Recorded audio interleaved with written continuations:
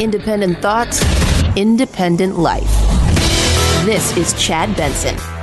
I'd be negligent, and this is not. We've known each other too long, and as you suggest, the working relationship I value. We obviously feel very strongly that the hots are getting hotter, the dries are getting drier. When we're having heat domes, the likes of which we've never seen in our history, the hottest August ever in the history of the state, the ferocity of these fires, the drought, 5+ years, losing 163 million trees to that drought. Something's happened to the plumbing of the world. That's Gavin Newsom. You got wildfires. You got Sally rolling in on the other side. The world's coming to an end. We've got 2020's the worst. I think when you go back and you look, and we'll go, wow, we panicked over stuff. But there's no doubt we've got issues that we need to deal with when it comes to the climate. And climate includes economy. And I don't think people realize that. I think for a lot of people on the left and a lot of people on the right, I think their hearts are in the right place. I think the battle over this is so political and stupid. It is. We've allowed science to become political, which science shouldn't be. And we also think that none of us want to get to the same place. Ever. And that's not true. I'll tell you this right now. I have friends who are Republicans, or conservatives, who are big believers in climate change.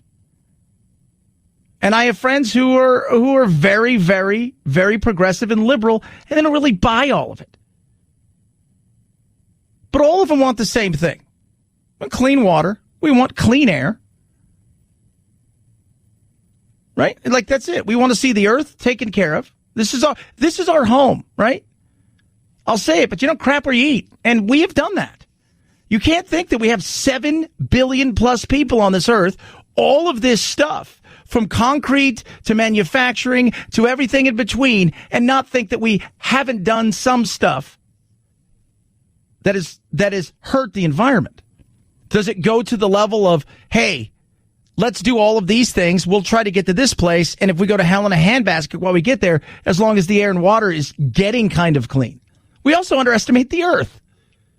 I always like how people say, we're here to save the earth. You know, here's the reality. At some point in time, she may be done with us. We can't stop it. Right? We can't. Nature, as we always say on the show, will mess you up. Well, look at all the hurricanes and all the damage it's done. You go back and look at 1900 all the way through now, there's been less hurricanes in these 120 plus years. The difference is we now live at the place where hurricanes, people didn't live there. You move to Southern California, you live on a fault, you will get an earthquake. You live in some other parts of the country, you don't have to worry about that. I live in Arizona. I don't have to worry about a hurricane. The problem is, much like everything else, and I don't care what it is, we have figured out a way to fight over the dumbest things. Race. We fight over that. Well, that's not dumb. No, the way we fight is dumb. The way that we politicize it is dumb. Climate. The way that we fight over it and for control of the power. And that's exactly what it is. There's no cure. There's no money in the cure. Zero money in the cure. The disease is the thing that people absolutely profit on, and that's where power lives. That's the frustration. It's the frustration with all that's going on with what you're seeing with the coronavirus and the battle of who handles it better, who does this. Did you hear what Trump says? Well, if I was president, I would have done this, and then everybody'd be alive kind of BS, and that's a bunch of crap. We like fighting over stuff that we shouldn't be. We never want to solve a problem, it seems like. I think the average person does. But politicians, what's that great saying, never let a crisis go to waste?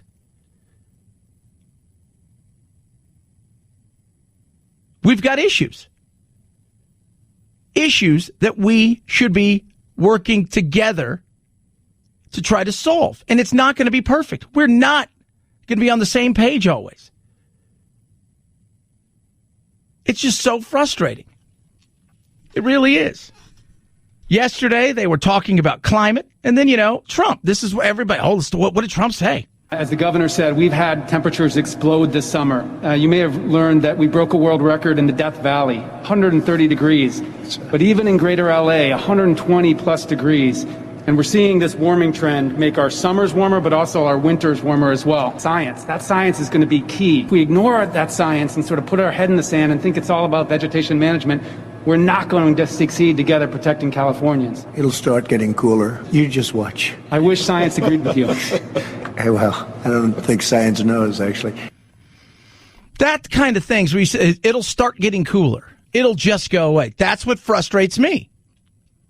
We can work towards a better tomorrow without destroying today. Does anybody not get that?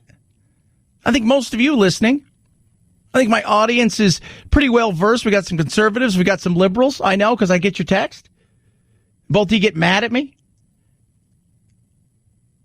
But I think the average person out there is a little common sense. Yeah, we need to do a little bit more. We need to be moving in a better direction. Cleaner energy. Fantastic. How do we get there in a real way? That's the frustration I have. Same thing when it comes to what's going on with the coronavirus. How we've turned things like a mask into a debate over who you support. Oh, I can guarantee you just by looking at people who they support, because people who are Trump supporters refuse to wear masks. And that's how we know they're a bunch of morons and idiots. And you just get frustrated. You do. And at the same time, those people who you think are morons and idiots, and also the same people that would defend your right to say those things, while you fought for the right to make sure that they didn't have the opportunity to do some of these things. It is frustrating. It is. And that's where we are. And we spend more time talking about stuff. I mean, a lot of people have been giving up stuff, giving up parties with their families, birthday parties with their grandparents and for their kids, funerals. People have been making tremendous sacrifices to try to end this nightmare. And Trump fans are taking the opportunity to fly to other states, drive to other states, go attend a mask-free rally. We're looking here, the crowds were not wearing masks in front of Trump. They festooned some behind him so that they'd be on camera looking like they were doing the right thing. But the ones in the crowd weren't. Oh, my God, what are you going to do? I don't know. I don't live with those people. I know what I can do, which is control what I can control in and around me. That's just it. Well, they're taking other people's lives and they're throwing it out there. Is that true? Is it possible? Yeah, it absolutely is possible. It's also possible in flu season that somebody get the flu and they could go to work continuously because they don't want to take days off and they figure, well, everybody's got this, that, and the other and they're going to be okay. We sit here and we talk about crap and it's ridiculous. It is. Carl Bernstein. Let's be very clear what we're looking at here. We are witnessing a homicidal president convening purposely a homicidal assembly to help him get reelected as president of the United States instead of protecting the health and welfare of the people of the United States, including his own supporters whose lives he is willing to sacrifice. He's not forcing anybody to show up, Carl. Right? And that's the frustrating thing. We're talking about, we've turned everything into something that doesn't need to be. Whether it's climate, the mask, you name it. We've turned this into this massive battle. When they talk about division in this country, Trump didn't create that. He may have exacerbated some of it. The media plays a huge part. But when you listen to all of these things, and you listen to all of these people fight and argue, and the media points this out over and over again, I continue to tell you, don't buy into algorithms. Don't buy into algorithms. Hate and bad things will get more hits and get bigger spikes throughout the interwebs than will good things. And that's sad, but it's true. And that's on us. We need to do better. We need to stop fighting and start looking for solutions. We need to find common ground. We can't even do that in sports at this moment in time. And we're going to talk about that and the frustration that people feel out there that used to be an escape for people, where even though the person next to you didn't have your political beliefs, didn't have your religious beliefs, didn't have any of the things that would bind you guys as friends or have anything in common, when their team played, they were all in unison that they wanted that team to win. And we can't even do that anymore. 323-538-2423 at Chad Benson Show's your Twitter. Feel free to tweet at us, text the program as well. Hope you're doing well. Happy Tuesday. Hello, Fresh. Hello, Fresh. Little taco action last night. I'm eating this week. I've gone to the lighter side of things. Jack, my son's 10 years old. He was here for just about a month. And it was great because we got the family plan. So what they have is they have family friendly options, vegetarian and low calorie. He's gone now, so I got low calorie. Trying to save some of those LBs off as we head into the fall. I'm the exact opposite. I take the dad bod very serious in the summer, and then the rest of the time I try to get fit so I can ramp it up. It's awesome. 22 chef curated recipes, recyclable packaging, pre-portioned ingredients. So what's that mean? It's exactly what you need to eat, and there's no waste of food. And let me tell you, I do a budget, and when I saw what happens when I go shopping compared to what happens when I get HelloFresh delivered straight to me every single week, I save, well, they say you save 40%. I save a lot more. It's almost insane how much I save. It is incredible. You can change your delivery days, add extra meals, skip a week. The food is amazing, and it takes about 15 to 20 minutes to go from, hey, I'm going to choose this tonight, to sitting down and eating it. Get started today. America's #1 meal kit. Go to HelloFresh.com. Use promo code Benson. When you do, $80 off, including free shipping on your first box. The code is Benson. It's HelloFresh.com. $80 off, including free shipping on your first box. HelloFresh.com. Promo code Benson. Chad Benson Show.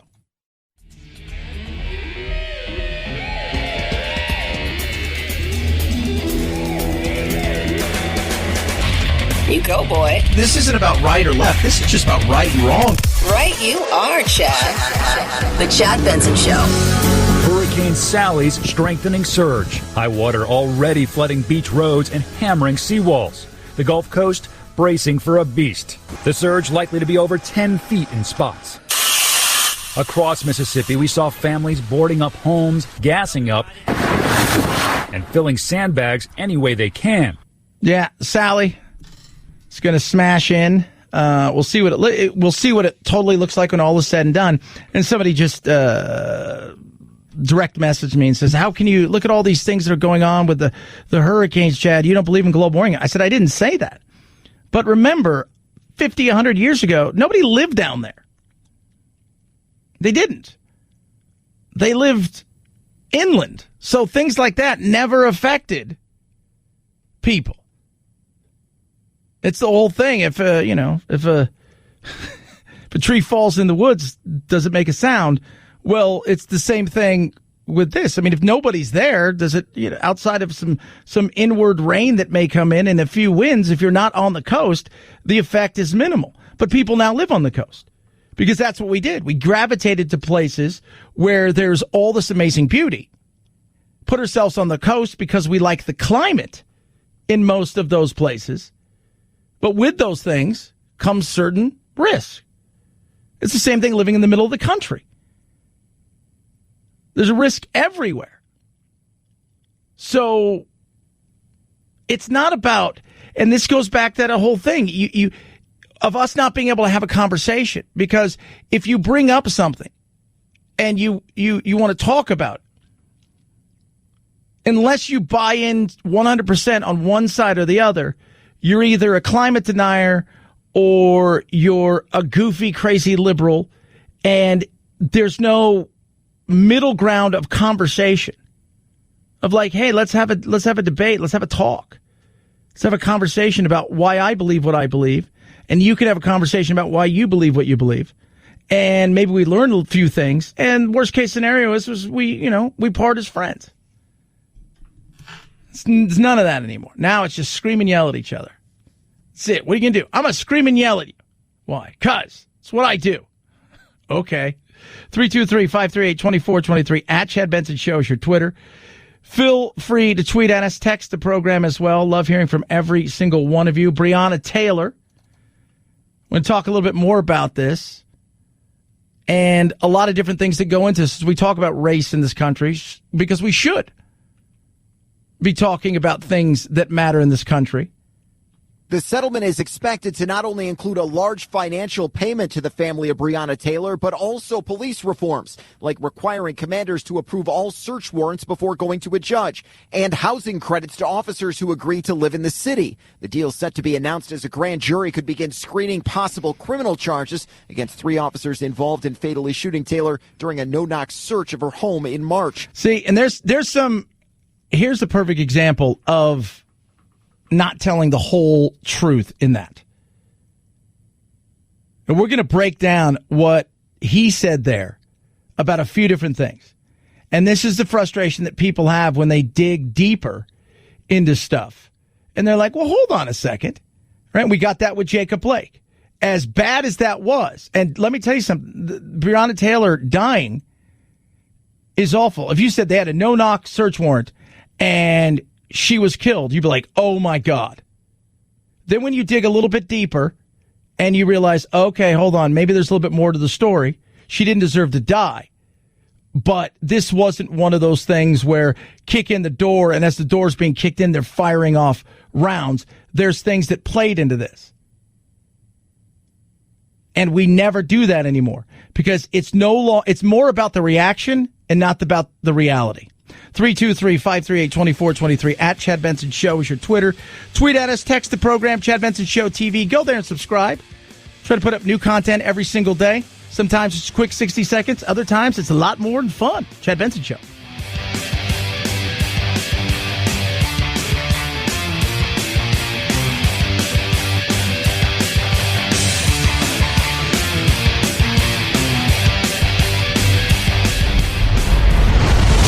The Chad Benson Show.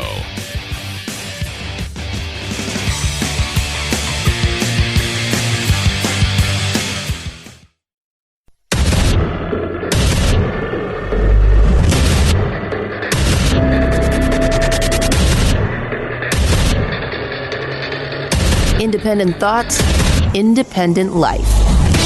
This is Chad Benson.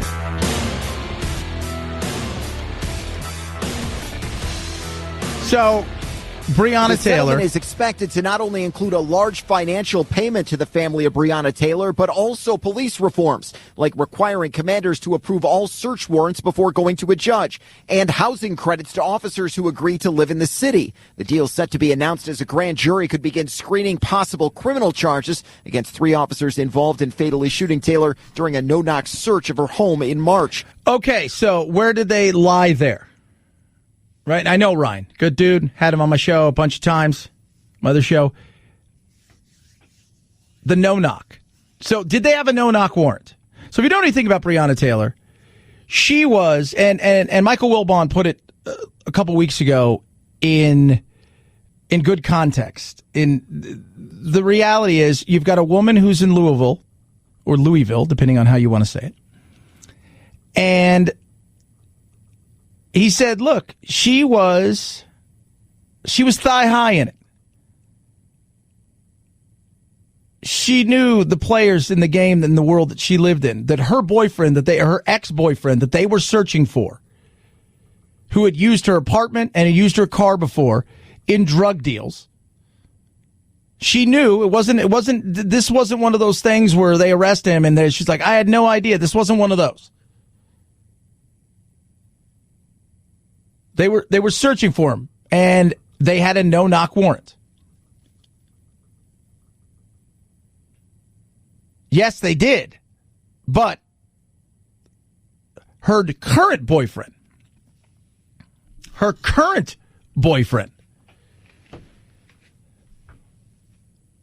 who was there, said they knocked. Then they came in. Then He fired a shot because she thought it was her ex-boyfriend. And he had the right to carry, by the way. Her new boyfriend had the right to carry. She thought it was her ex-boyfriend. The police then fired back, subsequently hitting her and killing her. And it's a tragedy. He wasn't wounded. She was killed. Do I think the police... some people say, oh, they were at the wrong apartment. No, they weren't. That night, they raided several places, and they eventually got her ex-boyfriend. They found no drugs at her house. Her family's like, they didn't need to execute the warrant. But she'd been in it. She'd been in the game. She knew exactly who people were. She did.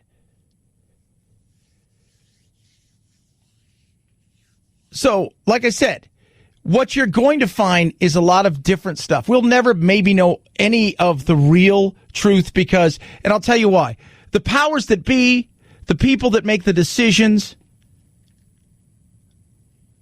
in Louisville and stuff may get down to most of the truth because you're going to have truth from both sides. You're going to have the police officers. You're going to have Mr. Walker and Breonna Taylor can't tell her story. But nobody cares because everyone's already picked their side, and there shouldn't be sides. They executed a warrant. They did knock. Then they rammed in. He fired a shot. They fired back. What would you do if you're a police officer? You know, going into a place where you think, well, they might have drugs here. Why? Because her ex-boyfriend, who they arrested that same night when they executed another warrant simultaneously. These are all things that go into this. I don't know if they are going to be charged with anything. I think it's going to be rather tough. Because I think what they're going to show is that you were in it. As Wilbon put it Whitlock put it so eloquently, she was in the game. So it's an ugly situation. And there's no winners here. There isn't. As a police officer, I don't think they woke up and said, I can't wait to kick in the door of somebody's house and shoot somebody who's innocent. And I don't think either of them went to bed that night and thought, oh, I can't wait till the cops come here so I can shoot at them. No. But we have this debate and this battle over a tragedy, and we shouldn't. But that's the world we live in. And the false narrative is the cops came, they kicked in the door, they busted it down, and they just came in guns a-blazing, and they never had a chance to get out of their bed. And that's not true. And that's the frustration in the media. You know, the media plays such a big part in all of this. I always tell everybody, the things you don't see are usually far more important than the things you do. Don't think, there are human beings that craft what you see and don't see. Every morning, I get up extra early, and Anthony and we go through the things that are out there that we think that people would be interested in, what they may be talking about. We put it together. Do you know how much easier it is to sit here and I've got friends in this business, and they're all, they're on TV, and they're on, they've got millions of followers on YouTube, this, that, and the other. And I've even talked to a couple of the radio personalities, like Armstrong and Getty. Great dudes out in Northern California. They're all over the country as well. If you go crazy and you want to be a provocateur, it's so much easier. Right? It's so much easier. It really is. But I'd rather give you the truth and give you a whole picture and allow you to come to the conclusion, because I don't think you're an idiot. And I'm not trying to sell you anything. I'm just trying to tell you, look, this is what we have here on the information. This is what it looks like. Make up your own decision. My decision, my opinion, was a horrible tragedy that took place. From the information we have now, again, that will change. But looking at it, it was not anything but a tragedy at this moment. Could that change? Yes, it could. But everybody had a part to play. 323-538-2423 at Chad Benson Show is your Twitter. Feel free to tweet at us and text the program as well. Love hearing from every single one of you. I found this to be funny. This is Hillary Clinton. Remember, she's very robotic. I've never seen him laugh. I've never, ever seen him make fun of himself. I see Trump laugh all the time. I see him giggle all the time. Dude's funny as hell. You don't have to like him, right? Like, from a pure entertainment standpoint, step away from... So now you've talked about laughing. So we're not talking politics. You talked about laughing, which means, all right, I've never seen him do any of these things. Like, he doesn't have a personality. Step away from the right and the left. That is the biggest bunch of crap. Trump is the ultimate troll. He's hilarious. He's quick-witted. He's funny on stage. The reason Trump lives to be on stage in front of these rallies is because that's what gives him juice. That's when he feels the most Trumpian, if you will. He is an entertainer. He absolutely is an entertainer. And I just love the fact, I've never seen him laugh. That's a bunch of crap. There is nothing joyful about him. Mm-hmm. There is nothing about him that inspires joy. And it's such a shame. Again, that's Kamala Harris, Mrs. Harris, as we call her, because I don't want to screw up her name and get yelled at. That is Kamala. But I those things I don't find to be true. I think that Trump is just one of those guys. He's a driven dude, but he's funny, and they act like he never has fun. And I that's one of those things I don't buy into that. I don't buy into any of those things. Now, there's a lot of stuff you can say about Trump, right? He's full of crap. He lies all the time. He's far more suited to be a politician than I think people really believe. There's a lot of things you could say about Trump, but not having a personality, not being funny, not being joyful, those things I don't buy. 323-538-2423 at Chad Benson Show is your Twitter. Feel free to tweet at us, text the program. Love hearing from every single one of you.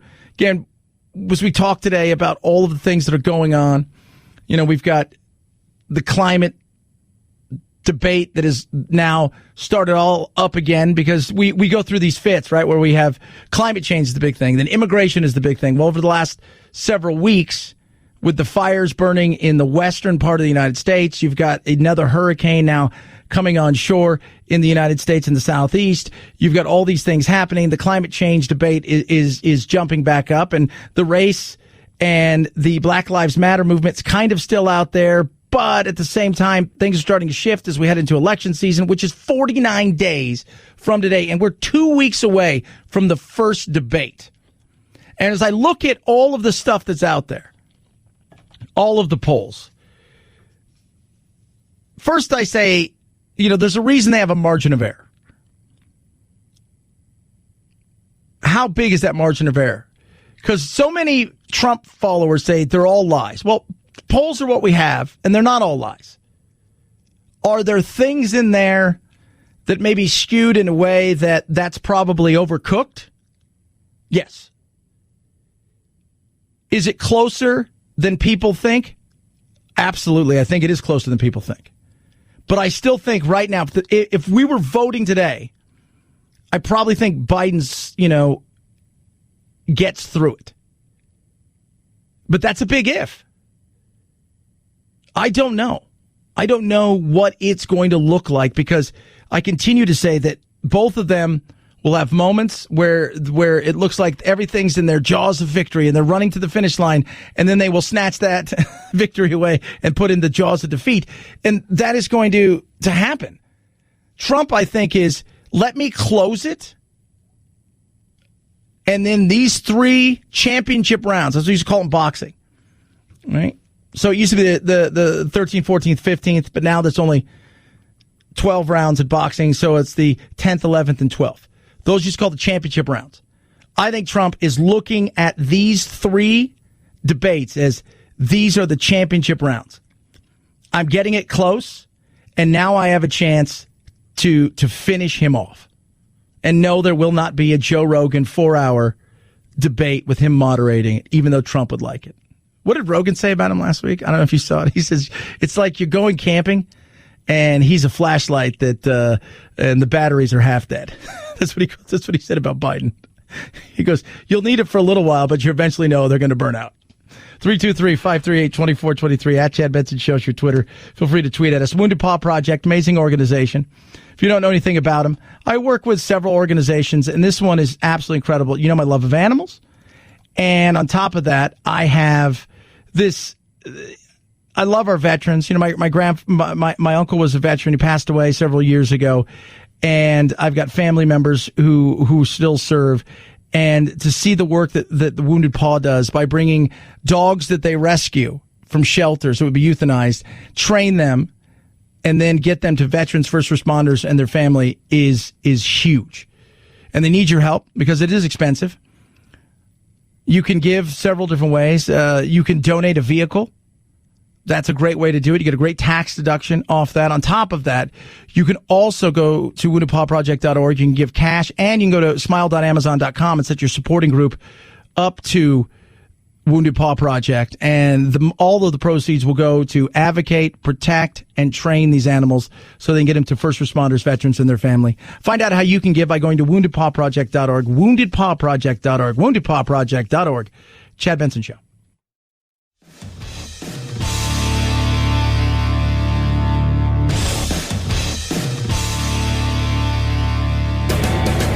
Experiencing separation anxiety? That's dumb. Check out Chad 24/7 at his website, ChadBensonShow.com, and on iTunes, free. The Chad Benson Show. Never feel lonely again.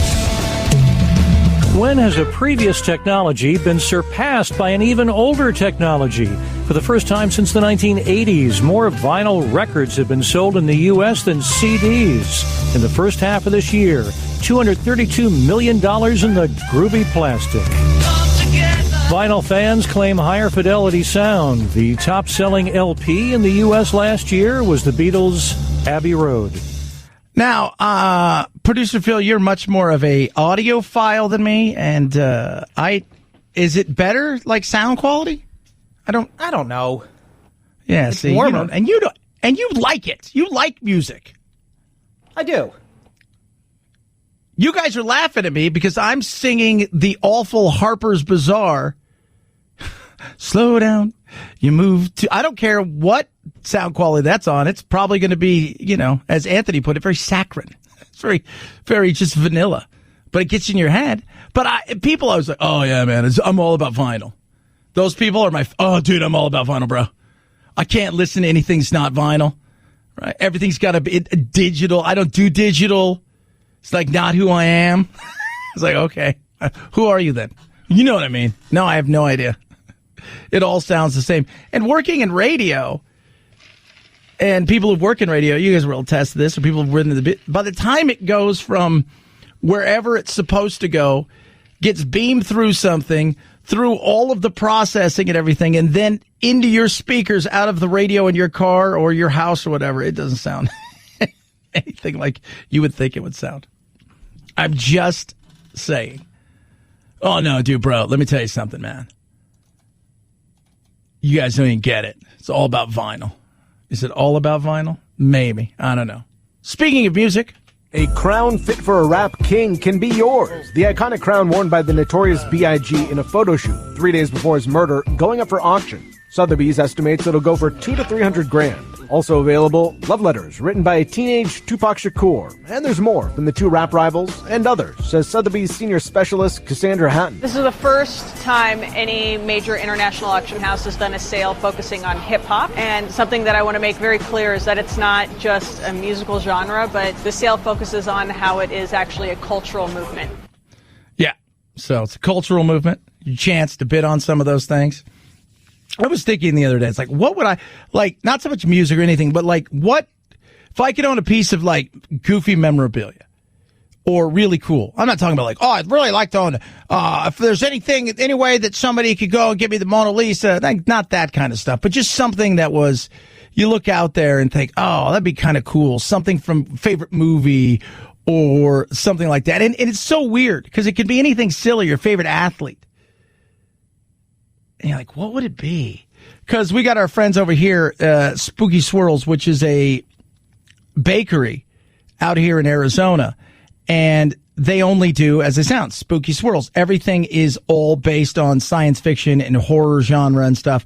But inside, when you go inside, they have a museum of all of these things. And then you go in there, you're like, oh my God, that's a real, it changes all the time. That's a real predator. And then over here, they've got a real alien head and all of this stuff. And they, in fact, for a while, they had out in front, they had some of the stuff from like Annabelle and things that were passing by. It's really creepy. It is. But what would I like to own? I don't think I'd like to own the Crown, Biggie. No offense, Biggie. Don't haunt me, brother. I love your music. I'm thinking, though, I'd like to own something from like Jaws. That'd be kind of cool. 323-538-2423 at Chad Benson Show is your Twitter. Tweet at me, text the program, Chad Benson Show.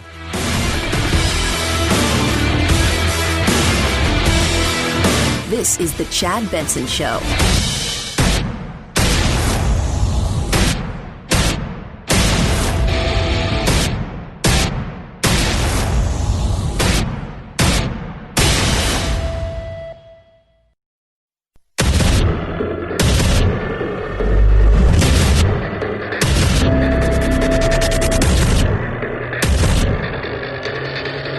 Independent thoughts, independent life. This is Chad Benson. Coming up once every 3-4 days. I've been in every state. I've been in so many states. Trump joking about Biden. Where is Biden? Trump made his 5th appearance in the last couple months here to the Valley, Phoenix, and Arizona. Biden hasn't come here once. Biden still holds the lead. How real is that? I don't know. Don't know. Can't tell you. It's not that I don't trust the polls. I just think the polls have... Here's the thing. People say, well, the polls were wrong. The polls were wrong and the polls were right. They didn't do the Electoral College polls. They did the polls on the people and the popular vote. So in theory, in the last election, they did get it right. But that's not how we vote. The Electoral College is what we vote on. And what's going to happen there? I don't know what's going to happen there. I'll be honest with you. I think there's going to be chaos, the likes we've never seen. I was reading yesterday that not only have they're already all lawyered up, but the defense team and his legal team, Biden, is massive and already put in place because they're fearing, both of them are fearing they're going to steal the election from one another. If Joe Biden were to take the lead, a few days after Election Day, as counting has gone on, the statewide officials will say, okay, Joe Biden has won the election. But President Trump might say, well, it was rigged. It's fraudulent. And in that case, he could ask the Republican-controlled state legislature in a state like Pennsylvania, in this example, to appoint electors to vote for Donald Trump, saying that the popular vote count can't be trusted. Is that a potential of happening? Absolutely. It is. The way I see it play out is that Tuesday night, Trump probably is in the lead as everybody heads to bed and we awaken in the morning. By the weekend, so Wednesday, Thursday, Friday, Saturday, Sunday, slowly but surely as they come out of each state, by Sunday night, I have a feeling that Biden will be in the lead. By Monday morning, because there'll already be 1,000 different lawsuits filed, by Monday morning, another flurry of lawsuits come in. And then it's the battle, because we know exactly where it's going to go. It's going to the Supreme Court. So you'll have individual lawsuits filed by, the Republican Party in this state and the Democratic Party in this state. We'll have all of these things. And by the time that we get there, I don't know when it's going to be. I couldn't tell you when it's going to be. What I do know is you've got people readying themselves for some sort of civil war, which I'll tell you where there's a chance there could be violence. Now, you guys are hearing about Caputo. If you don't know who Caputo is, This is a guy, Michael Caputo, who is a health HHS health spokesperson. And he went on this rant the other day about what he thinks is going to happen. Caputo and his team were under fire all weekend long after Politico quoted from emails that show how they were pressuring scientists to change their weekly reports on the pandemic so that they were more on message with the president. In a statement to ABC News, he explains, saying that our intention is to make sure that evidence, science-based data drives policy through this pandemic, not ulterior deep state motives in the bowels of the CDC. So there he starts talking about the deep state and those kind of things, right? But then we get to the nuts and bolts of some of the other things he said. In his Facebook video, Caputo went off, saying that he believes the president is going to win the election, that Joe Biden will fail to concede, and that the president's supporters should carry their guns and buy up ammunition now, just in case. He also says that scientists here don't want America to get well until after Joe Biden is elected president, a suggestion that people who I talk with who work here find extremely frustrating. Yeah. And I don't, that's not a winning thing. Here's the issue I see with Trump. Now I'm just going to throw a scenario out there. People say, I don't think there's any civil arrest. I think too much attention is paid to people who scream and yell the most. But the reality is there's such a small group of people. But like the squeaky wheel, they get the oil. Where I think things could get ugly in certain areas. The article I read, I think it was either the New Yorker or the Atlantic yesterday. I read so many things talking about how after Trump loses, it could be just a matter of months before he's eventually arrested and he's put in jail and on trial, and they're going to try him for all of these things. And I said that's where the issue, to me, where you would have trouble. If you wanted to heal the country, if that's your goal, is to bring people together, if Biden wins and his goal is I want to do everything I can to make sure that the people out there who voted for Trump don't feel like everybody who's in New York, D.C., Los Angeles, Seattle look down and poo-poo at them and think they're idiots and morons. I want to bring the country together. If that's the reality of it, that would never happen. Remember what happened to Nixon? He was pardoned immediately. Why? Because we had to move on from it. And we weren't going to start to heal until it was done. Now, different political climate. The likes of Adam Schiff and many others, I think, would continue to go. But the reality is if that was to happen and Biden was to win, I think the first thing he would say is, it's over, it's done with, we're moving on, we're going to heal the country, we're not going to divide. Because if you think bringing people together is going after the person they love and then continuing to go after them, they're going to feel like it's an attack on them and it's going to make everything even worse. So we're moving on. You never know. We live in a different world, that's for sure. 323-538-2423 at Chad Benson Show is your Twitter. Feel free to tweet at me, text the program. Love hearing from each and every single one of you. This is continuing to pick up steam, as it should. I think there should be serious questions about Netflix and what in God's name were they thinking? Jerry Harris, the impossibly positive breakout star of Netflix's Cheer, is home raided by FBI agents Monday, according to USA Today. Agents reportedly looking into claims that Harris was trying to have sex with minors. Screenshots shared with police allegedly show Harris soliciting sex on Snapchat. Harris's spokesperson tells ABC News they categorically dispute the claims, which are from when Harris himself was a teenager. And a source says none of the allegations involved physical contact with anyone, only messages. And this is on the heels of the Cuties controversy, which is still out there. So I did several hits on other radio stations and things yesterday, and this was one of the things people talked about. And I'm one of these people that are like, hey, art is art until it's not art, if that makes sense. Till it crosses a certain level. And I'm not a prude, but that movie Cuties, sorry, that was a step.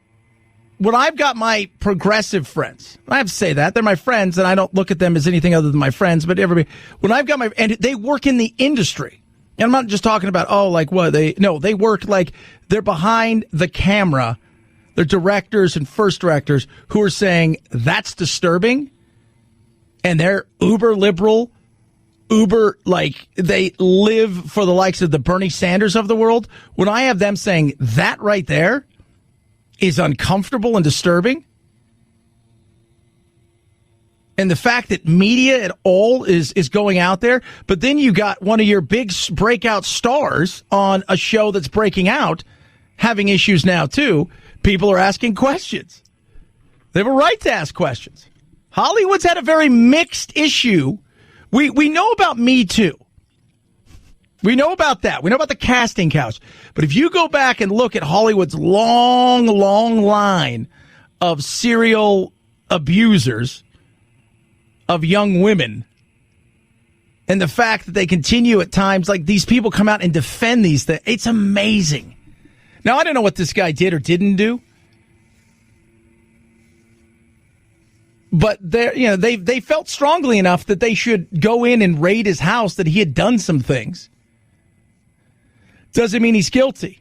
But when it comes to things like Cuties, I think there's real questions there about how on Friday, my other show that I do, my on-air partner, he was on vacation.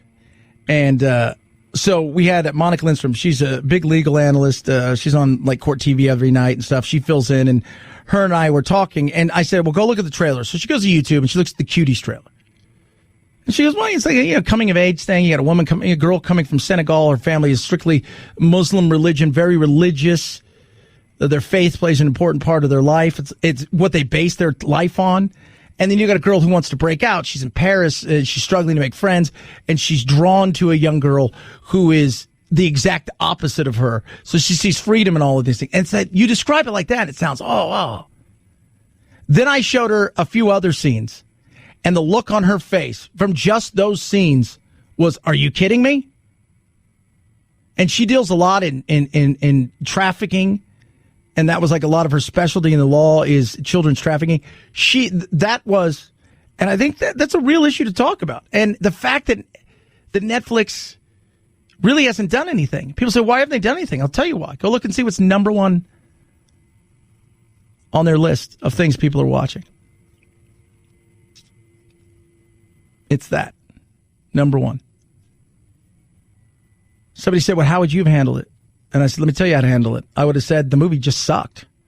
Take away the controversy. The movie sucked. It wasn't very good. Storyline was janky at best. It was easy to put together. I could do that tomorrow in a storyline like that. It's not hard. Wait, you're going to write a story about somebody who comes from culturally a totally different place that's very buttoned up and conservative, and you're going to put them in an area like Los Angeles, and then they're going to be drawn to somebody who's exactly the opposite, and then you're going to break the rules to spend more time with them, and then eventually we're all going to come together. That's an easy story to write. That story's been written all the time. And just say it was kind of a janky thing and you move on.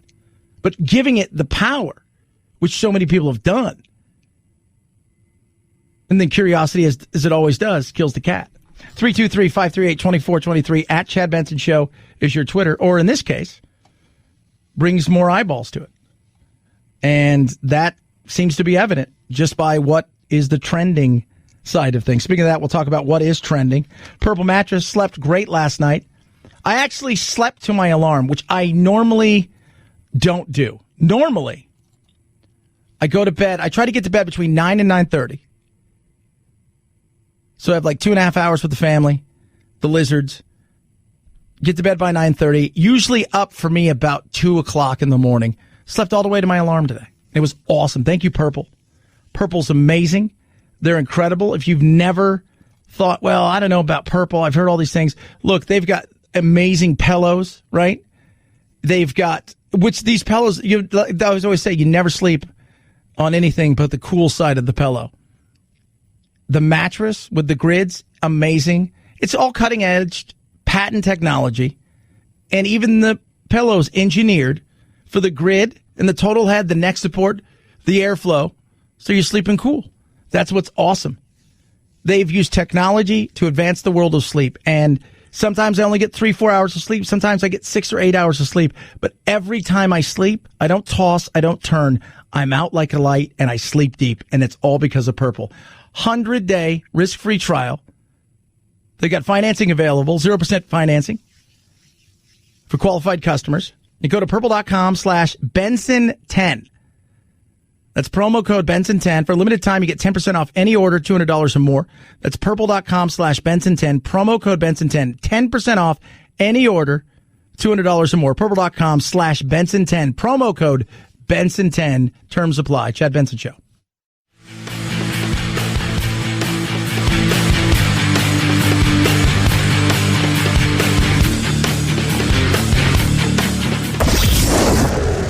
I, you, he, she, it. Lucy is a girl. Point of personal privilege. Please do not use gendered language to address everyone. Shut up, boo. Ain't nobody got time for this. This is the Chad Benson Show. 5, 4, 3, 2, 1, 0. Ignition. Liftoff. Now it's time to find out what's trending. What's trending? Yeah, what does that mean? I mean something, right? Like it's trending on the old internet. What's trending? Let's take a look around the globe, find out what's trending, especially here in the United States of America. America! Paul Rudd's got a message for millennials about wearing masks.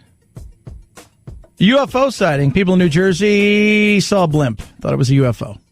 It's everything you need to know about people in New Jersey. I'm kidding! Zoom, yesterday, over 1 million people searched out the head coach for the Tijuana Soccer Club. Because before the match, Pablo Gueda, who couldn't be on the sidelines because he tested positive for COVID-19, gave his team talk on Zoom. Hurricane Sally is trending, as is Venus, because possible signs of life on Venus. Possible signs of life. Carol Baskin's new demand for answers over her missing ex are growing. Maybe the Tiger King was right. Maybe. We head on over to the place that we love to simply call Twitter, where we all have a disdain for one another, because that's all Twitter allows us to do. Trump is totally open to the 4-hour debate with Biden on Joe Rogan's podcast, which would be awesome. And by the way, if I'm Donald Trump, I do Rogan's podcast. If I'm Donald Trump, I do Rogan's podcast. That's me. Support our troops. There's a new Trump campaign ad calling on support our troops. The airplanes, in some of them in the campaign ad, are actually Russian. No, yeah. Harris administration. She accidentally said the Harris administration before correcting herself in a virtual roundtable. And President Trump has told Fox and Friends that maybe he should do a weekly hit on their show. You mean you're going to cut down? You're only going to do it once a week? Chad, he is on there a lot. They're about it. They're about the ones. It's One American News, Newsmax, and Fox and Friends, and anybody at night, mostly Hannity. And then the rest of it's kind of newsy. So, he's only going to do it once a week now. He suggests. 323-538-2423. At Chad Benson Show is your Twitter. It's the Chad Benson Show.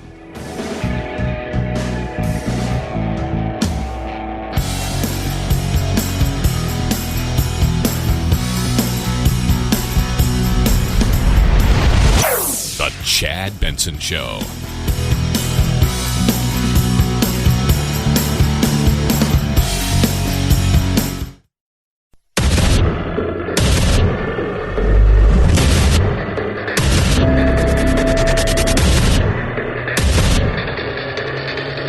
Independent thoughts, independent life.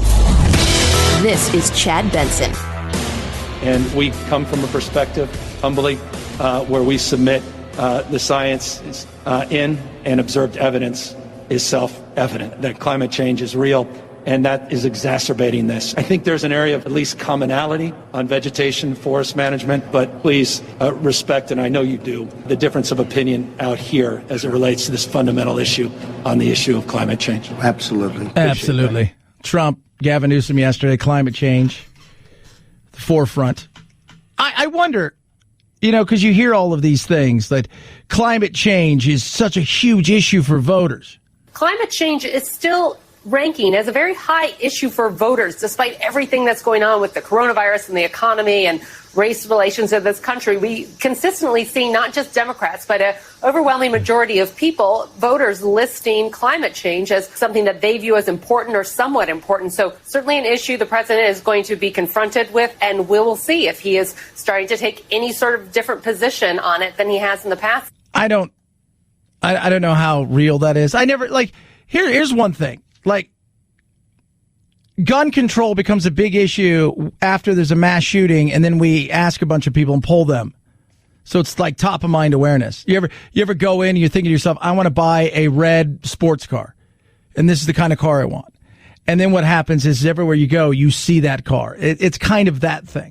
Do I think climate change is an issue? I think it's an issue we should absolutely be talking about. And I think there's a way that we can come together and actually take it on without destroying the economy, without setting us back, and with finding cleaner, better fuel for our lives, which is great. But we won't do that because let's remember, it's about the power. And the power and control is there for both sides. One of them sees it as a way to have all these green new jobs, this, that, and the other, but you got to give them a bunch of power to get to that kind of stuff because there's things they're going to do, which is going to really we all talk about climate change, and then you go and you look, how many people spend money on climate change? Most people are willing to, what was that thing last year? I think most people were willing to spend like $100 a year to help. They're like, that's a bit much, I don't know if I can do that. It's fine if everybody else pays for it. We can do this in a real way, that we have reliable, clean, burning fuel and energy, and we could do it over a period of time that's real. But the battle's there, and the battles is what it's all about, because that's the disease. And there's all that money and power inside of that, so we better go after it. Is Trump paying attention? Of course he is. Listen to what he says here. As the governor said, we've had temperatures explode this summer. You may have learned that we broke a world record in the Death Valley, 130 degrees. But even in greater LA, 120 plus degrees. And we're seeing this warming trend make our summers warmer, but also our winters warmer as well. That science is going to be key. If we ignore that science and sort of put our head in the sand and think it's all about vegetation management, we're not going to succeed together protecting Californians. It'll start getting cooler. You just watch. I wish science agreed with you. Well, I don't think science knows, actually. Two things. One, Trump, come on. Second thing, what kind of journalist are you? You're supposed to be answering a question. Instead, you're telling them all these things. You're supposed to go, hey, science says that we're going to continue to get hotter, and what do you think about that? Look at the records we've set. Do you have anything to say? And instead, you're pushing it, and that's poor journalism. If you're pretending to be a journalist, I don't know. Remember, journalism is it's very vague at this point in time. To find out, I'm kind of a journalist. I'm not a journalist. I tell everybody. People say you work in the media. Yeah, but I work in the media. Like if you watch, so you go and watch Maddow, and you go and watch Chris Hayes, or you watch the Wolf Blitzers of the world, and you watch Hannity and stuff. They're not journalists. Like Hannity's not a journalist. He's a talk show host. He's an opinion piece kind of guy. That's what I am. I may bring a journalist on, but outside of that, we're not journalists. We're here to give you opinion. I want to give you all the facts, let you make up your own mind. I'll give you my opinion. The problem nowadays with media is everybody's a journalist and they're giving opinions, which makes it feel like you're more of an activist than anything else. That was not a good question. The way he just kind of phrased it and kind of went after it. But Trump's answer was like, oh, it'll go away. That's his answer for everything. It'll go away. Just ignore it long enough. Oh, my Lord. And we can't even decide on that. We can't, like sports. It's a perfect example of the things that we can't do. We can't figure out what's going on with the sports. Do we like sports? Do we dislike sports because of this? Well, I don't like this because of the way that they're handling it. You know, you had the Ravens stand for the Black national anthem. They all took a knee for the national anthem. That pissed a lot of people off. And you know what? Rightly so. Rightly so. I'm okay. And I'm okay with protest. But I think it's one of those things where the frustration level's there. And we can't even, something we once enjoyed, we can't even get along in now. And that is absolutely frustrating. And while all of this is going on, people are still struggling financially. And I was talking to my brother yesterday. I'm like, he's getting by, and he's put a lot of money away, and he's trying really, and for a 21-year-old, he's done pretty damn good. But he and I were having a chat, and he's like, when do you think they're going to get together and try to start sorting some of this stuff out? Because my hours have been drastically cut. He coaches hockey for the Ducks. I almost said the Mighty Ducks, but they're not the Mighty Ducks. They're just the Ducks of Anaheim. He played in their system throughout his life, minor leaguer in the whole 9 yards, and he had to retire last year because even though he had a future, too many concussions. And so he coaches in their system, and they've been shut down. He hasn't been able to coach at all. And he's working part-time, and he's doing a couple different things. And he says, do you think they're going to come, because God only knows what Gavin Newsom's going to do and when they're going to open up anything. I heard that Universal and Disney have now gone to basically the governor threatening him, why can't we open? So people are getting frustrated, and they're looking at the wrong place to sort it out. Chuck Schumer, McCarthy, Nancy Pelosi, Mitch McConnell. It's all about them and less about you and I. It's time for the Senate Republicans to wake up to the gravity of the crisis in our country and work with Democrats on a comprehensive bill that delivers real help to Americans. Yeah, that's great. I would like that. How about we deal with one thing at a time? Can we do that? Leader McConnell and Senate Republicans must drop the cynical political games and instead work with Democrats to find common ground and reach a compromise. Because we know, Chuck Schumer, nobody on your side of the aisle is cynical or plays the political game. We've heard from the left. How about the right? Kevin McCarthy.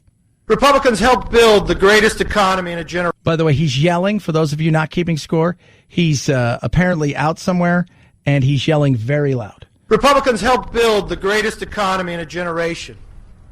And the American way of life was thriving. We will do it again. That is our commitment to you. Is it? Because nothing's getting done. People are frustrated. They're angry. They're looking around. They're asking the questions, why can't you get stuff done? Last week they said chances are nothing will get done until after the election.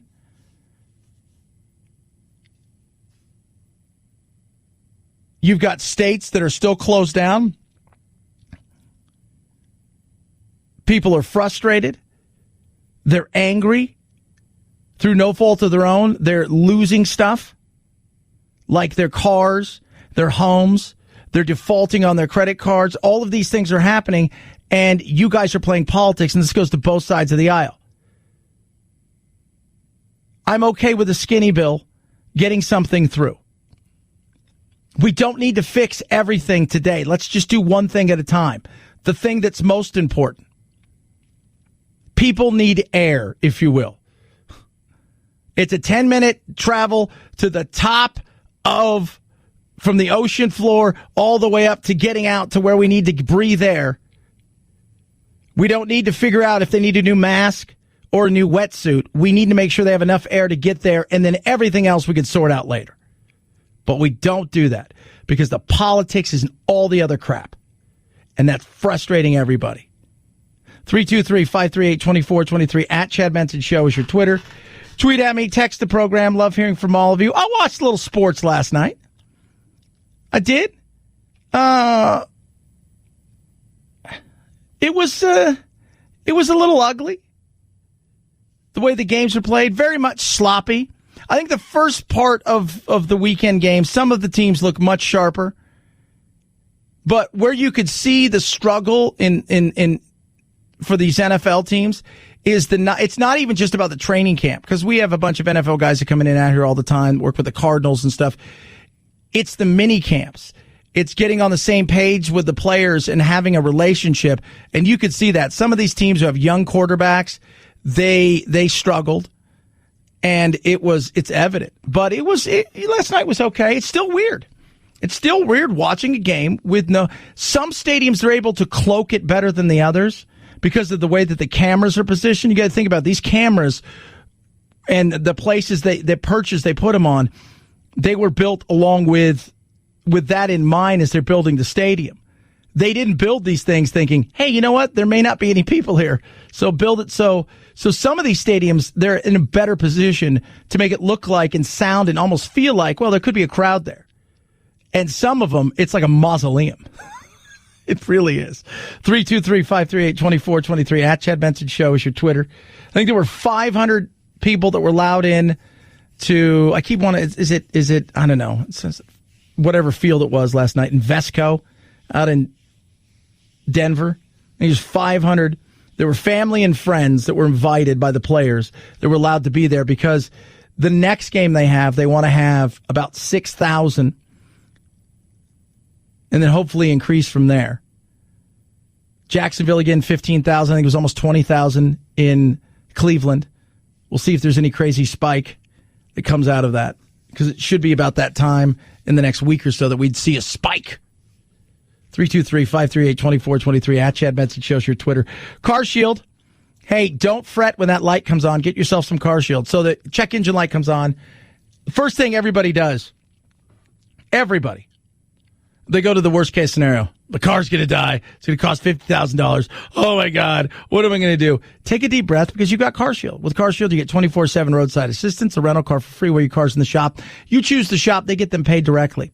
They've got plans that fit it, whatever it is you're looking for. If you're worried about the check engine light, if you're worried about your air conditioner, if you're worried about the cooling fan, if you're worried about whatever it is that you're looking for, they've got a plan that fits your need at a price that's right. Plans start as low as $99 a month. So when that check engine light comes on, and usually it's not an if but when, you take a deep breath and go, well, I got Car Shield. Call 800-CAR-6000. Use code Benson. That's 800-CAR-6000. Code Benson saves you 10%, or carshield.com, carshield.com. Use that code Benson to save 10%. A deductible may apply. Chad Benson Show.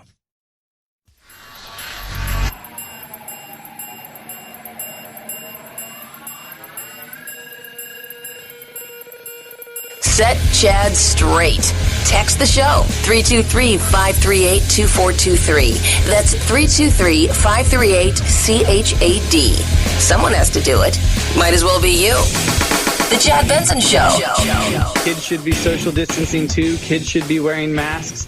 And when we're looking at schools and daycare centers, these can be huge vectors for community spread of the disease if we're not very careful about how we set them up. Yeah, except for, like, how do you tell a 3-year-old to wear a mask? My son is 10. So if you get to listen to the show, my son Jack is 10. He just, it's just so hard. And everybody out there listening's got a kid who knows it's hard. And they'll wear their mask for a little while, and then they take it off, and they wear it for a little while, and they take it. They get frustrated, as those adults do. I mean, I saw yesterday that the NFL has warned the coaches, you better start wearing your face protection better, or else. Or else what? What are you going to do? I mean, it is, yeah, it's not hard, and it shouldn't be, but it's easy for me to say because I'm in a room by myself most of the day. And I go out, I don't work out, I don't wear a mask when I work out because that's stupid. I'm by myself. Like if I go, like I might go hit some golf balls and do some putting. I'm going to be the only one out there because it's still a little bit warm. And I'm not going to wear a mask on the golf course, especially if I'm the only one out there. I'm not at a gym. And when I walk from place to place, But yesterday I was talking to my son, and so this is how crazy this is. I guess you want to hear something funny about school. So here's something for school. He can't go to school because school's closed, but he can go to school if I pay for him to go to school and do his in-home learning at school. Soak that up for a second. Dad's not thrilled. I'll tell you that right now. But the frustration part yesterday when I was talking to him last night is he has to wear his mask all day. That's a tough thing for a kid. I think until you get to about 13, 14, even then it's tough. High school, you should be able to. Middle school, man, it's a crapshoot. Because middle school, you ask any parent, what's the worst time in a child's life for both child and parent? It's that middle school, that 6th to 8th grade. Some parts of the country, 7th to 9th. That's pretty ugly. That's pretty ugly. It's tough there. It is. 323-538-2423. At Chad Benson Show is your Twitter. Feel free to tweet at me. You can text the program as well. Once again, here's something that's real for all the stuff that Trump doesn't get done. And I saw this thing yesterday. I think it was CNN came across the Chiron. They did this big thing because we have all these TVs in front of us. The Yemen disaster. And I'm like, you guys aren't blaming that on Trump, are you? Because Obama got us into Yemen. Trump never put us in Yemen. And Obama half-assed us in there. Should never have been there. You go look at his record, this guy of peace. He brought all kinds of stuff. Go look at Libya. Go look at Yemen. Look at a lot of different places where he got a lot of issues. But when it comes to peace in the Middle East, it's been pretty quiet. And what happened? Another country from the Gulf is going to now recognize the Israelis. So you've got Bahrain and you've got the United Arab Emirates that are all going to recognize and start to have political and normal relations. That's massive. Gets zero pub for that. It's a big thing. And we talked a bit about it last week because he got nominated for a Nobel Peace Prize and everybody thought it was funny. And they're like, well, so did Hitler. Dude, so did Hitler. Yeah. But this is like, when's the last time we heard anything really out of the Middle East? We're like, oh, that's crazy. Outside of that bomb, that explosion, not a lot. It's been pretty quiet. Just saying. 323-538-2423. At Chad Benson Show is your Twitter. Tweet at us. Text the program. Check out Chad Benson Show TV. It's our YouTube. Go check it out. It is the Chad Benson Show.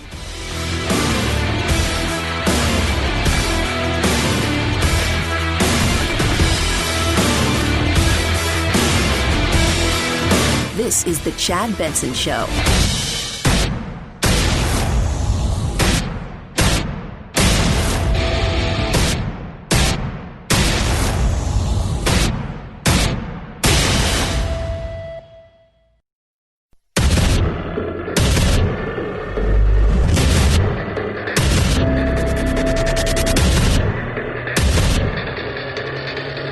Independent thoughts, independent life. This is Chad Benson. Donald Trump's climate denial may not have caused these fires and record floods and record hurricanes. But if he gets a second term, these hellish events will continue to become more common, more devastating, and more deadly. And meanwhile, Donald Trump warns that integration is threatening our suburbs. It's ridiculous. But you know what is actually threatening our suburbs? Wildfires are burning the suburbs. Floods are wiping out suburban neighborhoods in the Midwest. Hurricanes are imperiling suburban life along our coast. Ah! So funny. That sounded crazy. By the way, I have all the hurricane status. If you go and look at the hurricanes and the major hurricanes, it's been pretty steady. Average from you go and look at it, going back all the way to the 1800s. Now, remember, when they talk about the hurricanes, hurricanes didn't affect people like they do now because nobody lived there. 1870, there was a lot of hurricanes. Apparently 10. 1866. 1887, we had 19 hurricanes. That's a lot. We only had 19 twice since then. Major hurricanes. So it's been pretty steady. And at times it's decreased. At times it's gone up a little bit. I mean, I go and I look and I think to myself, you get frustrated because the calling names back and forth and the Donald Trump, don't worry, it'll go away. It's going to get colder soon. As the governor said, we've had temperatures explode this summer. You may have learned that we broke a world record in the Death Valley, 130 degrees. But even in greater LA, 120 plus degrees. And we're seeing this warming trend make our summers warmer, but also our winters warmer as well. Science, that science is going to be key. If we ignore that science and sort of put our head in the sand and think it's all about vegetation management, we're not going to succeed together protecting Californians. It'll start getting cooler. You just watch. I wish science agreed with you. Hey, well, I don't think science knows, actually. You didn't think science knows? Frustrating. But yeah, there's no... Forest management's a part of it. It is. Because not managing the forest is very real. Because when it is dry, all you've done is just continue to pour gasoline onto what will eventually become a fire, and you feed it. That's the fuel it needs. We do need to cut the forest. She jokes about Trump, Nancy Pelosi. And when the president says all they have to do is rake the leaves and ignore the climate challenge that we face, it's really quite sad. And I understand that he had an anti-science rally, is what the press reported. It was an anti-science rally in Nevada. So you see the challenge is a clear one. What are you talking about? An anti-science rally? Of all the things in the world to be talking about, like in Nevada, because people didn't have masks, so it was an anti-science rally? Is that what that was? Is that what you're trying to tell me? I don't... No, look, we need to address what's going on with the climate, how we can have better fuel that burns longer, that burns cleaner, that takes better care of us and the planet. Zero problems with that. How do we get there? How do we create these jobs, these energy-efficient jobs, not green jobs, but energy-efficient, energy prosperity jobs? And along the way, we wean ourselves off fossil fuel without a massive collapse in our economy and actually reliable energy. And at the same time, say, you know what? We got a lot of stuff out here. We should probably clean this up. But we can't because of the wee willy winky worm. Well, the wee willy winky worm can two things. It can adapt, which is huge. Adapting is big. Look at what the Dutch have done. They're below sea level. So what they have to do? They had to adapt. They were going to live there. New Orleans had to adapt. And they did. And they had an overflow. It wasn't the hurricane that did that. It was the massive amounts of water that caused eventually the levees to break. But you adapt. Wee willy winky worm, you're going to have to adapt. You can do it two ways. And I say that, whatever creature I just made up, that they always come up, you know, whether it's some sort of the conservationists. Well, you're going to kill the smelt that, you know, so you guys can't have water. No, everybody's got a part to play in this. Everybody does. Saying stuff like this. If we have 4 more years of Trump's climate denial, how many suburbs will be burned in wildfires? How many suburban neighborhoods will have been flooded out? How many suburbs will have been blown away in superstorms? If you give a climate arsonist 4 more years in the White House, why would anyone be surprised if we have more America ablaze? If you give a climate denier 4 more years in the White House, why would anyone be surprised when more of America is underwater?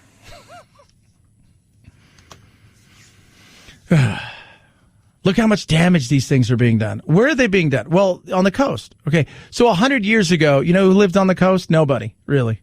Very few people. They live on the coast. So when you put people there, the path that the hurricane comes, it's generally going to hit it. If you were 30 miles in, 40 miles in, 50, you're not feeling the same thing. You're not getting battered like this. Some of it's where we lived. We've moved to places. Some places, you know what's going to happen. We always joke about it, right? People who's the tornado comes and destroys everything, or the hurricane comes and destroys everything, and people, I'm just going to rebuild. Well, here's the way that we can mitigate some of this disaster. The government stops insuring all these loans so these homes can be rebuilt. People may think twice about how they're building or whether or not they want to live there. Oh, I never thought of that. Just little things. But we're too busy fighting over something. He's a climate arsonist. He causes all the division in the world.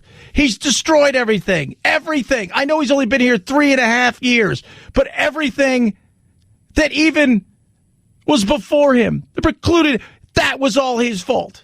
Everything is. Settle down. 323-538-2423. At Chad Benson Show is your Twitter. Feel free to tweet at us, text the program as well. So we talk about all of those things that are going on. Then we have the debate of the mask. That always makes me, I just sit there and look at people and say, all right, I'm willing to listen to what, you guys have to say. And what I think Nancy Pelosi was trying to say is the science deniers that showed up at the Trump rally the other day. This is not a dictatorship. This is a republic, and we have a right to be who we are and take whatever risks we so desire. I could cross the street and get hit by a bus tomorrow. Why do I have to wear a mask that I know without a doubt is not helping? You're already tightly packed while you're in line. Do you guys feel comfortable with that from a health perspective? 100%, because I don't buy into the bullshit. I think people who are forced to wear masks, they're sensationalists. You're wearing a mask right now because you want to give off that vibe of doing something right. Doing something right is being here, being patriotic. I feel like that's my freedom as an American. If I catch COVID, that's the consequences of my actions. So I'm willing to take that risk and have a good time today. There you go. Well, that was his thing, and I'm okay with that. But what about you? You could spread it. Well, it's already community spread, so you wouldn't even know where you picked it up. And if you're going to go home with your family and you've told your family you went to here and you went there and you warned them, hey, look, I went here and there's a chance I could have it.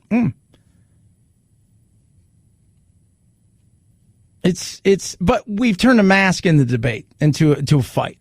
Climate. So it's easy why climate is.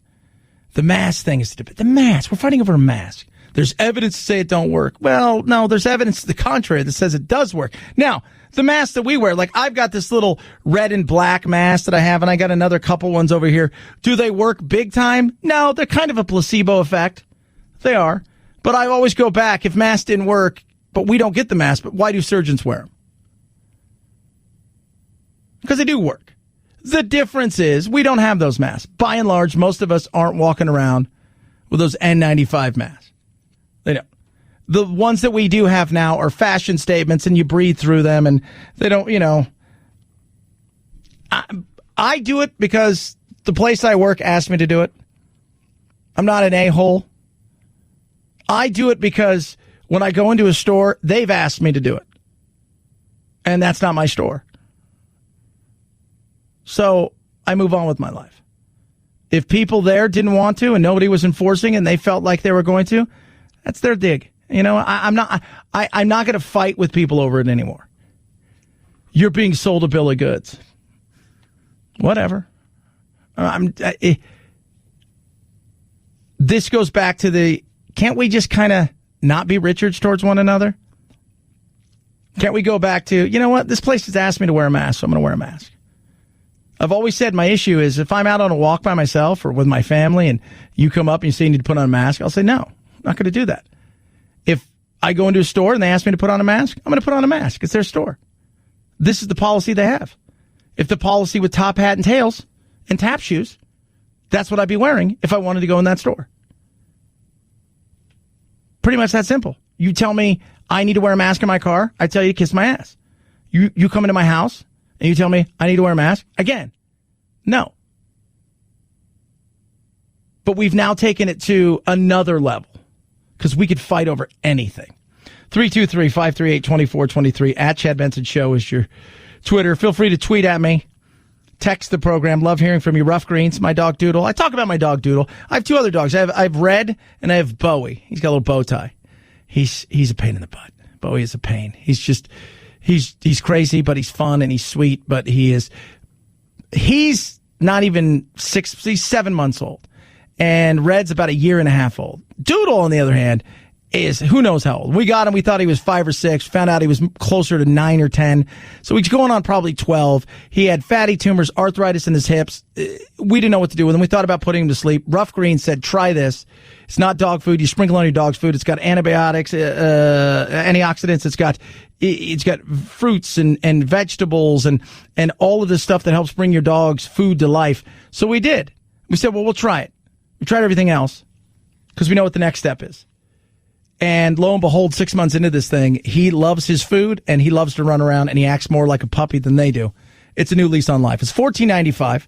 It's got omega-3, 6, 9s, fruits and vegetables, probiotics. It's got all of this stuff that brings your dog's food to life, and they love it. Find out for yourself for $14.95 what you can do for your pups. And by the way, all the pups eat it, and they all love it. Go to roughgreens.com/Chad, ruffgreens.com/Chad. 14-day jumpstart is $14.95. Best thing you'll ever do for your dog. Or call 833-MY-DOG-88, 833-MY-DOG-88. Rough Greens. We make any pet food better. Chad Benson Show.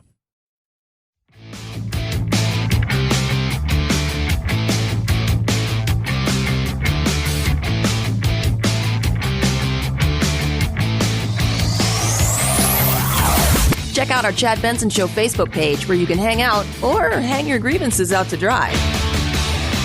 This is Chad Benson. You don't see us running around right now blaming everybody for what happened on Saturday.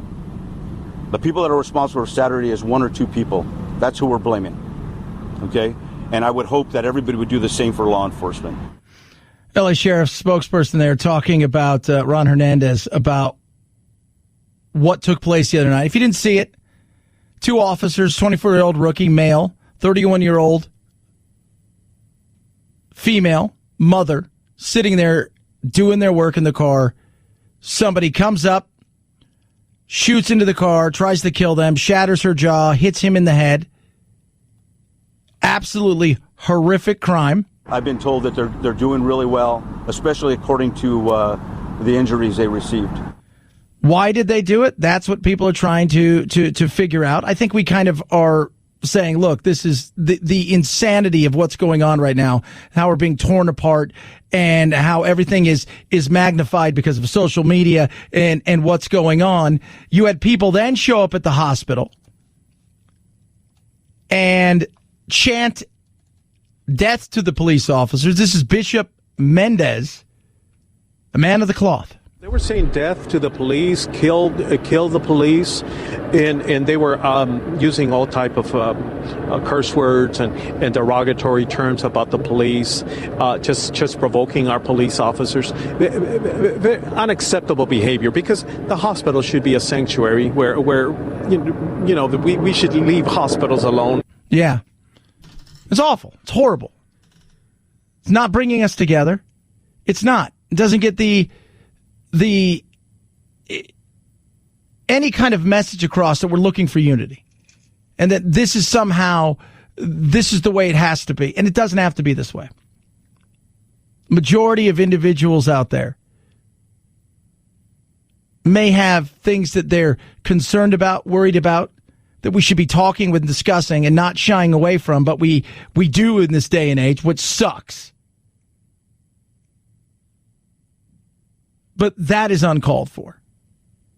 That is. Now, in fairness, as many of my other friends only focus on that, later on, cooler, calmer heads prevailed and outshone those idiots that were out there.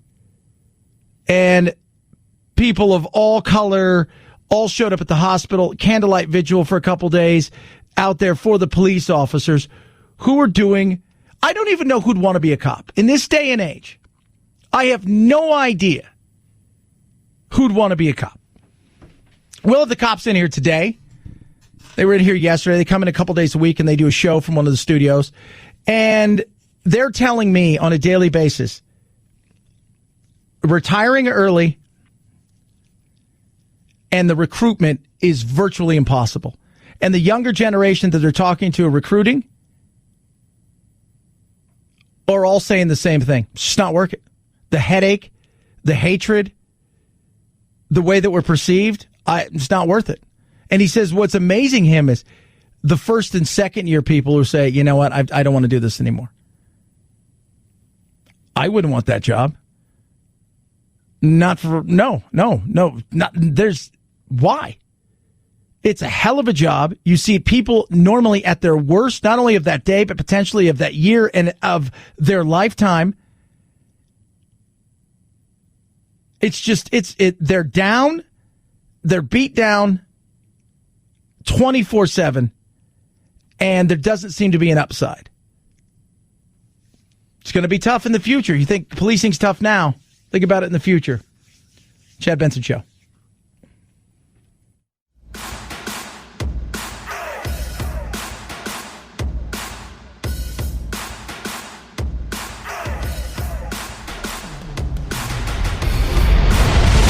The Chad Benson Show.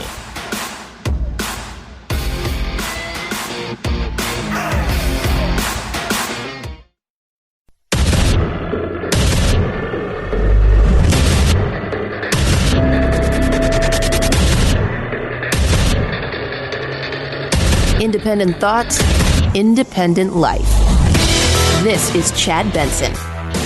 This will determine what America's going to look like for a long, long time. About 1 in 4 voters still haven't entirely made up their minds. And tonight for 90 minutes inside Philadelphia's National Constitution Center, some of those uncommitted voters will take their questions directly to the president. No question off limits. Some in attendance voted for President Trump in the last election, others voting for the very first time. Wow. Yeah, undecided voters. That's it. People think, well, how can that be 25%? I think what you have is a lot of independents who 3, 4, 5 weeks ago may have been on the Biden bus, but now they've decided, you know what, I'm going to wait at the station because I might take the train, the Trump train. I'm not quite sure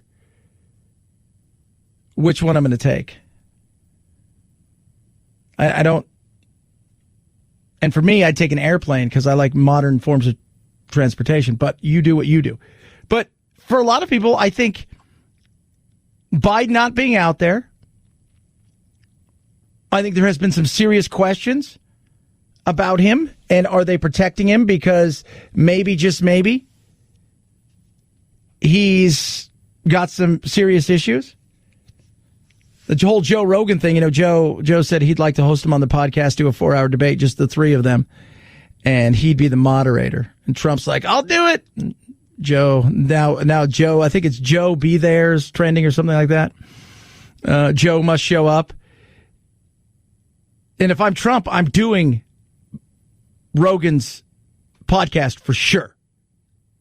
Absolutely. But a lot of people have some serious questions about Biden. And I think a lot of voters out there are looking around and asking that question, not only about Biden. Is he in this for the 4 years? He says he's in it for 8. How far left is he going to take the country? He's not addressing certain things that I think some people would really like him to address. One of those things he's not addressing is there is a law and order issue going on right now. You're going to have to address the fact that in some of these Democratic cities, there are serious issues going on, and there is failure in the local governing of the cities that have allowed some of these places to really have serious issues. And you're going to have to address that. Bernie Sanders said, well, you know what? You got to be more than just one trick. I think Biden's in an excellent position to win this election. But I think we have got to do more as a campaign than just go after Trump. Trump is a disaster. I think most people know it. But we also have to give people a reason to vote for Joe Biden. And Joe has some pretty strong positions on the economy. And I think we should be talking about that more than we have. This race is between one person. It's between Donald Trump and Donald Trump. If you look at the stuff that Donald Trump has gotten done, we just talked a little while ago. Another Gulf state that is coming to have normal diplomatic ties with Israel. It's been pretty quiet over there. Say what you want about North Korea, but he doesn't rattle the saber much anymore. He's been pretty damn quiet. He has. He's bringing the troops home. We did have a booming economy. He has, at times, failed in COVID. You won't get me to dispute that. I think at other times we failed just as much as he has because we want the personal responsibility as we should have. And when you give people personal responsibility, understand that personally you're going to be disappointed in the way that some of these people act. He got tax cuts through. He didn't fix health care. Healthcare is not, by the way, there's no fixing of healthcare the way that we think that it should be fixed. It's single payer this or it's that because there's too many people who have their hand in the cookie jar. So the thought process is that's not getting fixed the way that so many people I think would like to see it get fixed. There's a lot of things he has done that he said he was going to do. And some stuff that he hasn't got done, as normal presidents should. The chaos is there. And I think a lot of people are deciding, do I want 4 more years of chaos? Do I want 4 more years of what's going on? I do not blame Trump for what's going on. Like, I don't blame Trump. Some people are trying to blame Trump for what happened to George Floyd. I'm sorry, I'm not doing that. I'm not going to blame Trump for so many of these things that people want to blame him that predates Trump. And that have been here for a long time. I can't. Now, you can talk about division in the country, but when you hear people, on the left say horrible things about Trump and Trump supporters, somehow that gets a pass. Where if Trump says something, everybody's like, well, that's why there's division. Wrong. We're the dividers. We just have platforms now to do it. So how does Trump win over those people? He's got a chance to talk to them. And one of the things that Nancy slapped, Trump and his supporters on is Nevada the other night, talking about, well, there's basically a bunch of science deniers that went there not wearing a mask. Here inside this theater, before people can even come in, they'll have to be tested for COVID. Everyone is socially distanced. Everyone will be wearing masks as per state requirements. It will be far from the president's recent rallies where supporters have defied social distancing requirements, many not wearing masks. Here in the Keystone State, President Trump looking to chip away at Joe Biden's lead, but most voters say top of mind, it's the economy and the pandemic. I think for President Trump, when it comes to coronavirus, it's what about your plan is superior to that of your opponent, Joe Biden? Followed by race relations in America. Actually propose a solution, to the problem with systemic racism. That would be a step in the right direction for me choosing someone to vote for. Yeah. And I think we need to have those conversations. What are the biggest hurdles that we have to get over when it comes to those? And let's talk about real issues. It's easy to say systemic racism or this, that, and the, let's talk about some real stuff.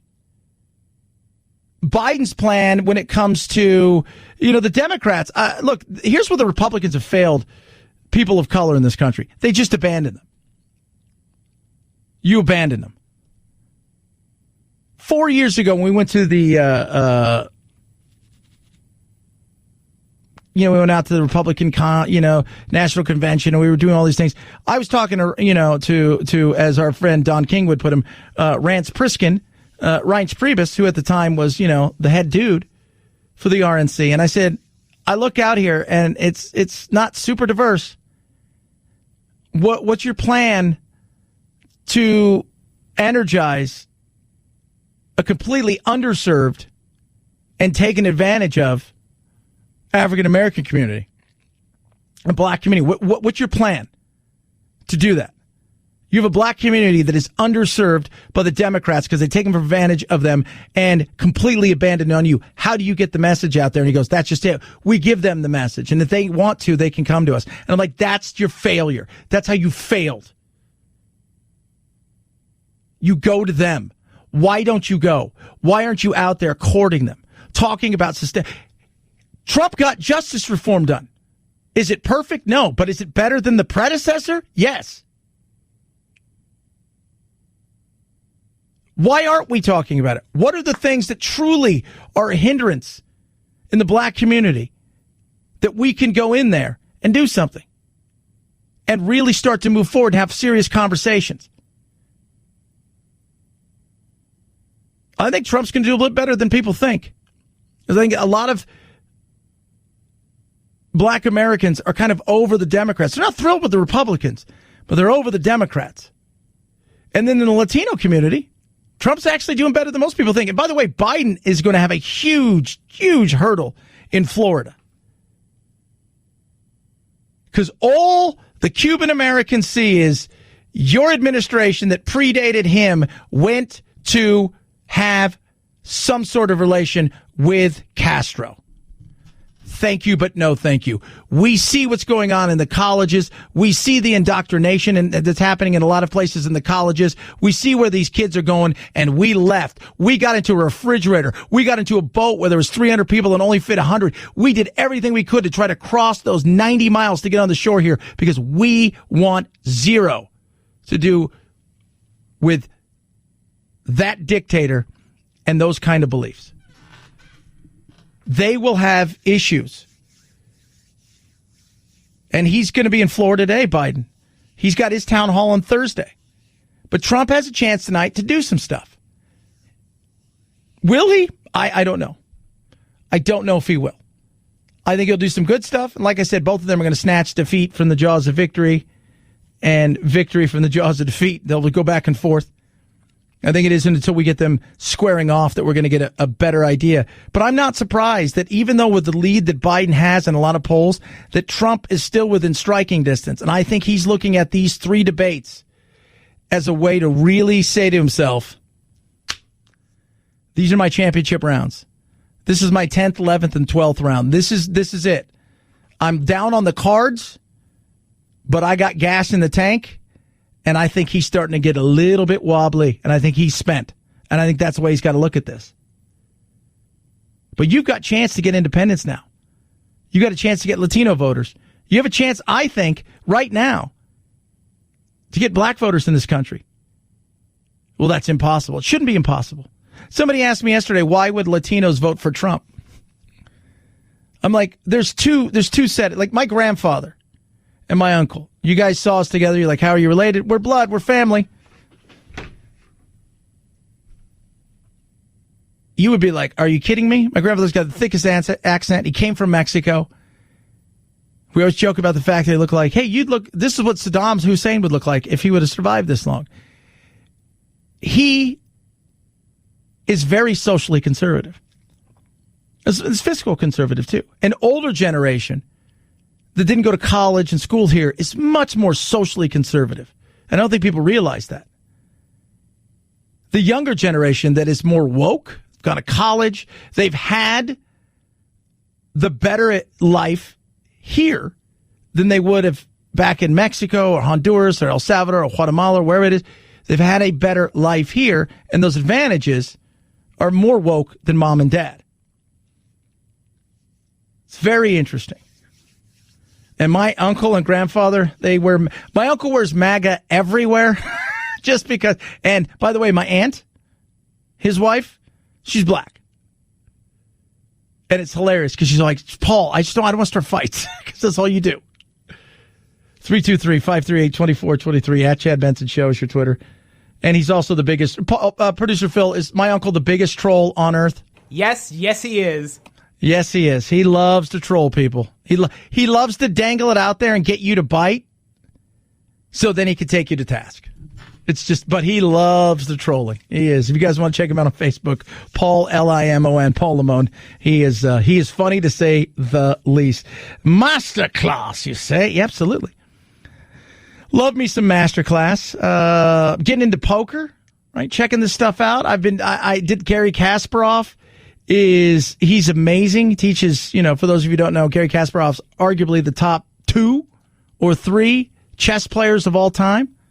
Some people say, well, what about Bobby Fischer? Who do you think this guy took on? I mean, it's pretty awesome. But what they do is you get classes where you can go study with the greats. Like I'm talking about the greats of everything. Neil deGrasse Tyson, Carlos Santana when it comes to guitar, Danny Elfman, Hans Zimmer, David Axelrod and Karl Rove are teaching stuff on politics. Gordon Ramsay's going to teach you about cooking. Wolfgang Puck. And you go there. There are about 20 classes per class, and they're about 10 minutes long. So it's bite size, which is perfect. Consume it how you want. You can do it on your smart TV, your phone, and all these things. It's so easy and so amazing. And I tell you what, maybe you want to do something. You want to learn how to take, photographs like Annie Leibovitz, or you want to learn about writing a script. Shonda Rhimes will teach you all about that in TV. But it's just valuable knowledge from the people that have done it, not the people that have taught it, the people who have done it. 85 classes, world-class instructors with things you've always wanted to do. Maybe it's a hobby that you want to turn into a dream. Masterclass is going to help you get there. Highly recommend it. Just for being my listener, you get unlimited access to every masterclass. It's so inexpensive. Plus, you're going to get 15% off the annual membership. Masterclass.com/Benson. Masterclass.com/Benson. 15% off. Masterclass.com/Benson. Chad Benson Show.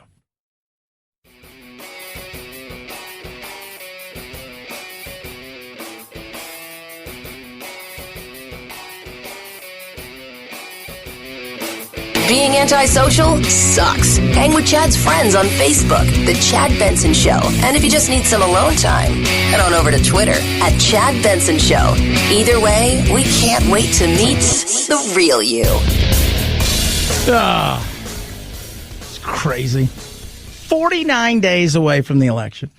We've got nothing going as far as them trying to get something done for people out there, targeted things for people who are stuck in this economy right now through no fault of their own. Their business is closed. They're working part-time. Their job is no longer there because even they may have brought back only a handful of people. I mean, we should be sorting this out. And instead, what I hear is how awful the other side is and how they don't want to do anything. And it gets so boring.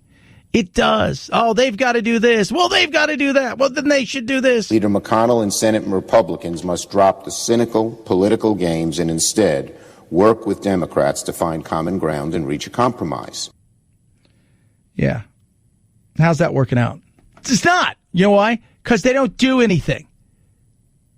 They're too busy saying, it's time for the Senate Republicans to wake up to the gravity of the crisis in our country and work with Democrats on a comprehensive bill that delivers real help to Americans. Thanks, Chuck Schumer. And on the right side of the aisle, Republicans helped build the greatest economy in a generation.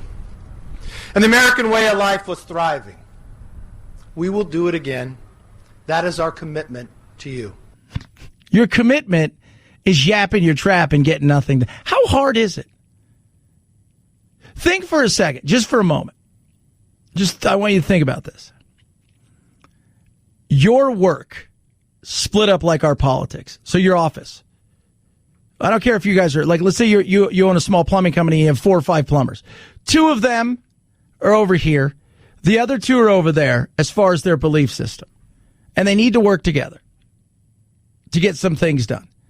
But they each refuse to do something that needs to be done because it may look like the other person may get the sale and it not, I mean, and even though they're still getting something out of it and it benefits the homeowner or whoever, that's what it is. Could you imagine, like, I'm not going to talk to sales?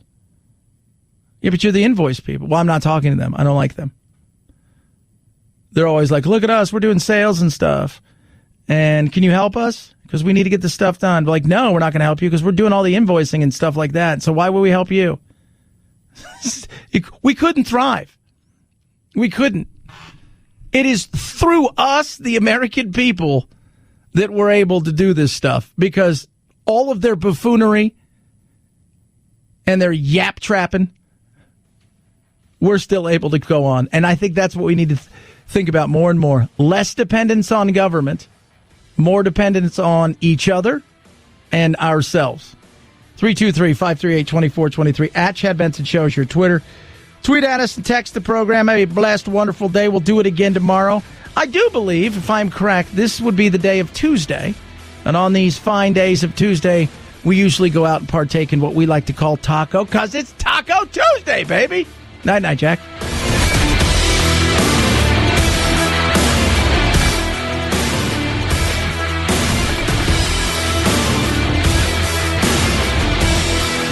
This is the Chad Benson Show.